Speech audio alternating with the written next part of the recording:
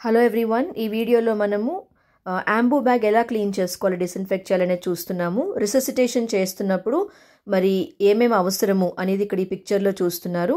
యాంబూ bags మరి clean చేయాలి, దానికి బ్లడ్ కానీ మ్యూకస్ కానీ ఏమైనా అంటినట్లయితే మొత్తం యాంబూ బ్యాగ్ డిస్మాండిల్ చేయాలి. డిటర్జెంట్ వాటర్తోని మరి బ్రష్ కానీ యూస్ చేసి మొత్తం క్లీన్ చేయాలి. ఖచ్చితంగా మాస్క్ అండ్ గ్లవ్ వేసుకోవాలి అది క్లీన్ చేస్తున్నప్పుడు. అదేవిధంగా మరి క్లీన్ చేశాక 2% గ్లూటరాల్డిహైడ్ సైడెక్ సొల్యూషన్లోని 10 to 15 minutes డిస్ఇన్ఫెక్ట్ చేయాలి.